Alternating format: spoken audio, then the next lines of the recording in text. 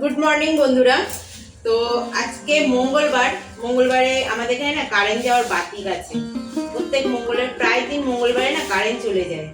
তো আজকেও কারেন্ট চলে গেছে। ভেবেছিলাম একটু পরে মাছ টাছ কাটবো, কিন্তু কারেন্ট চলে গেছে মানে বুঝতেই পারছো জল থাকবে না।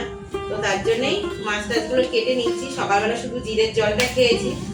আর এই যে মাছটা এনেছি সেই শনিবারে, এখনো কাটার সুযোগ হয়নি। বুঝতে পারছো কি অবস্থা। একদিন তো মানে মাছটা কাটবো বলে বের করে আবার ফ্রিজে ভরে রেখে দিয়েছি।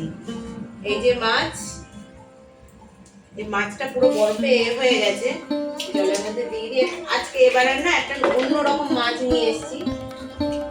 এই মাছটা আগে একবার নিয়ে এসেছি, আমার বর নেই তো জুম করে দেখাতে পারছি না, কারণ ফোনটা স্ট্যান্ডে লাগিয়ে তোমাদের সঙ্গে শেয়ার করছি, কারণ বর বাড়ি নেই, অফিসে আছে।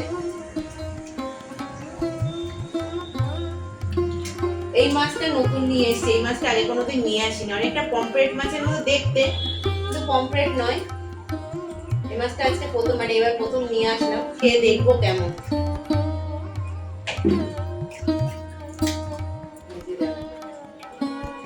এই মাছটা আগে একবার নিয়ে এসেছিলাম, খেয়েছিলাম, ভালোই খেতে, একেবারে খারাপ না। বরফের মাছ মানে সমুদ্রের মাছ যেমন খেতে হয় তেমনই।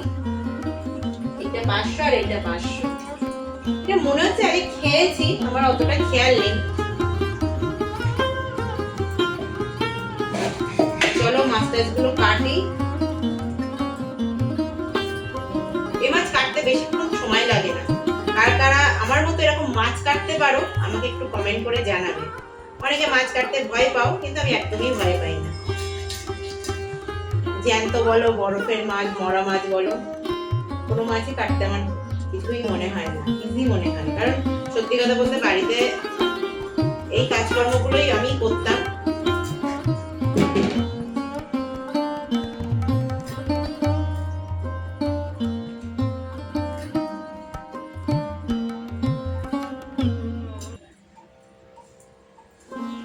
এইসব মাছগুলো না একটু পেঁয়াজ, আদা, রসুন দিয়ে, আলু দিয়ে, মানে এইভাবে রান্না করলে বেশি ভালো লাগে।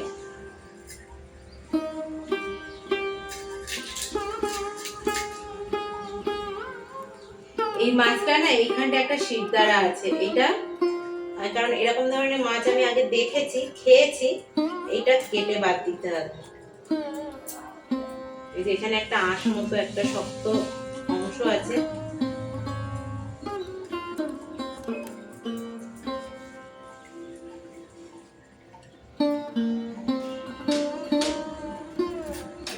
এসব মাছ না কাটতে বেশিক্ষণ লাগে না, তাড়াতাড়ি হয়ে যায়।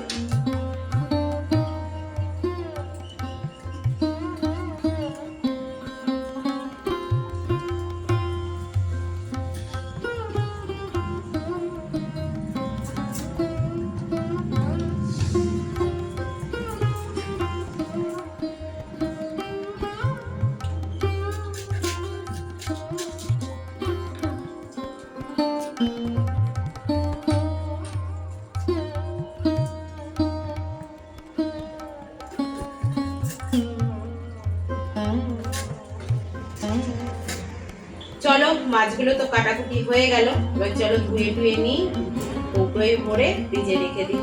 কারণ এতগুলো মাছ তো একসঙ্গে খাওয়া সম্ভব নয়, আমরা খেতেও পারবো না। চলো।